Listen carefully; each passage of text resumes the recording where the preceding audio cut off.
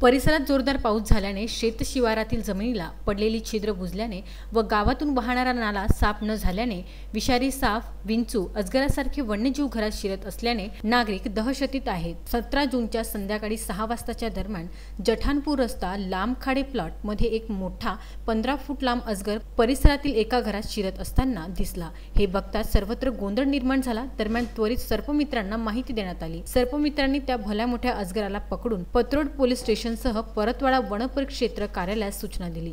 सदर 15 फूट लांबीचा अजगर वन विभागाच्या स्वाधीन करण्यात आला। परिसराला लागूनच असलेल्या नाल्याला त्वरित साफ करण्याची मागणी ग्रामवासियांनी केली आहे। या पालीचा भयावह अजगराला पकडण्याकरिता मोहम्मद साजिद, मोहम्मद नाझीर, अन्सार अहमद, शेख दिलावर, मोहम्मद शारिक आदी सर्पमित्रांनी अथक प्रयत्न केले। पंकज साबू, नितेश दुबे, विदर्भ न्यूज, पत्रोड।